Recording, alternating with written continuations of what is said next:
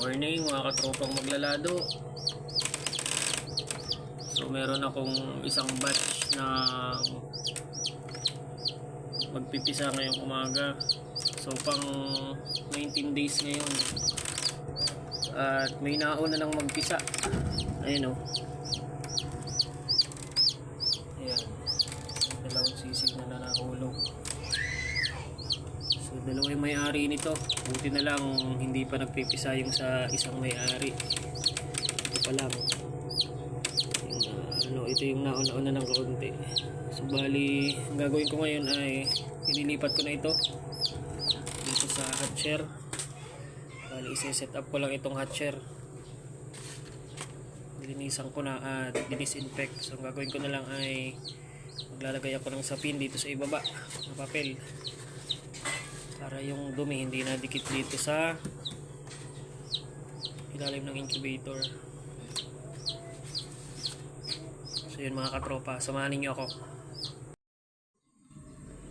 So una kong ililipat itong sisiw na dito na sa ilalim. Mabilis na yung isa. Nagabi pa yata ito nagpisa. Ililipat ko siya dito sa ilalim. Ano muna. At ito bago pa lang mapisa, mahina pa siya. Dito pa.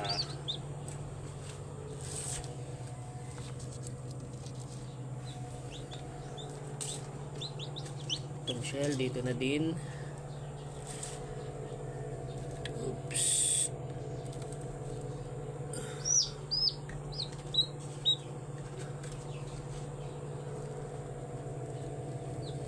At ito, merong isa na may butas na.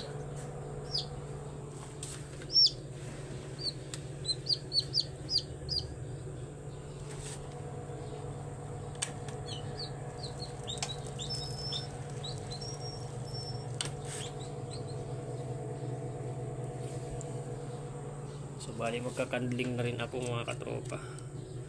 Hindi ko pa kasi nakandling ito. Tingnan natin kung alin yung may similya at saka kung alin yung may dead embryo, saka kung alin yung may gumagalaw pa na sisiw sa loob. Yung mga may gumagalaw na sisiw sa loob lang ang ititira natin.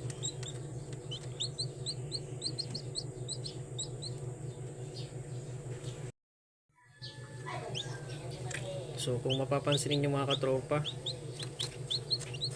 lahat ng itlog ay pahaba. So base sa paniniwala ng mga matatandang magsasabong, pag daw ang itlog ay matulis katulad nito, yan daw ay tandang. Tandang daw yung magiging ano niya, magiging sisiw. Kapag naman daw pabilog, yun daw ay babae o magiging inahin. So dito natin mapapatunayan yan kung totoo. Tatanungin ko yung nagpasalang pag naglalaki na itong mga sisiw na ito kung lahat ay tandang.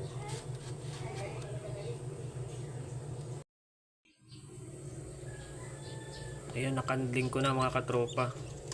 So itong nandito sa bandang kanan, itong limang ito, wala itong similya. Ito namang tatlo may similya, kaya lang parang dead embryo na sila. Hindi na gumagalaw yung sisiw na nasa loob. Ito na lang ang siguradong mapisa. Nagbutas na. So bali iiwanan ko na lang rin itong tatlong ito dito. Baka nalaang magpisa, baka sakaling magpisa. At itong lima na walang similya ay ilalagay ko sa egg tray. Ilalabas ko na. Meron pa akong isang bloodline na ilalagay sa hatcher mga katropa. So ito yun, yung may mga eggs na yan. So ang gagawin ko mga katropa para hindi siya maghalo dito sa isang bloodline, ilagay ko siya dito sa net bago ko ipasok dito sa hatcher. So ayan mga katropa, na ilagay ko na dito sa loob ng net bag itong mga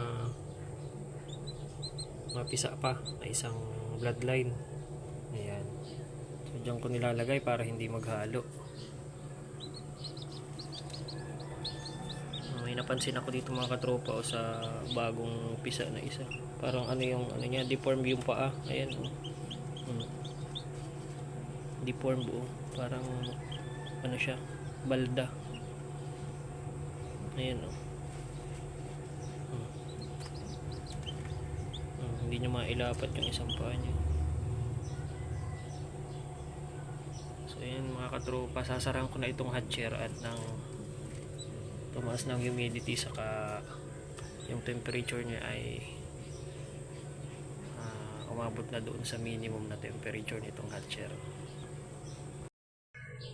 So dito naman sa setter, dahil may nabakanting space, i-adjust ko na itong mga ito dito. Ayan. Para itong nasa pinakang ibaba ay adjust naman dito. Kasi mas ano ang temperature dito sa bandang itaas, mas mainit-init. Medyo malamig na kasi dito sa pangatlong layer.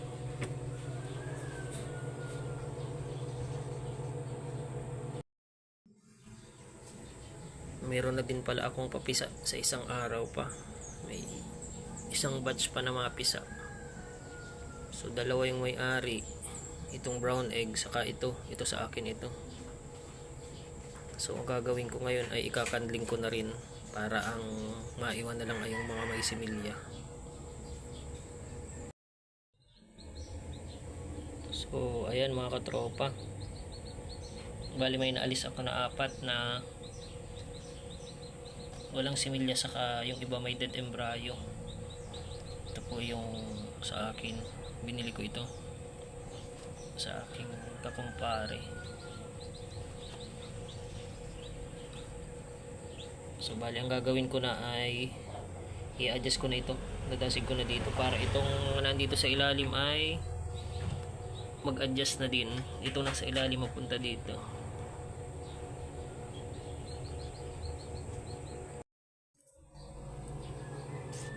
So ayan, na iayos na natin mga katropa. At may nabakanting space dito. So sa mga gustong magpasalang, marami pa pong bakanting space sa aking incubator. Dalhin na lang dito sa bahay.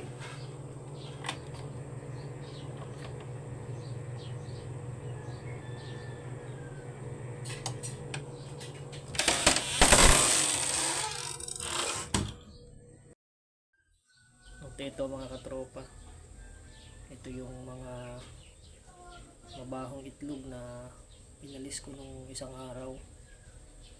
So bali itatapon ko na ito.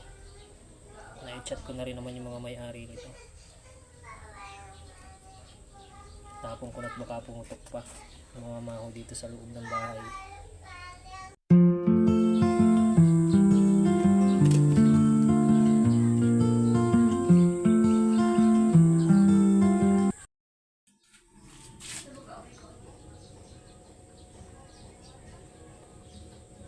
So yun lang ang update mga katropang maglalado dito sa ating incubator.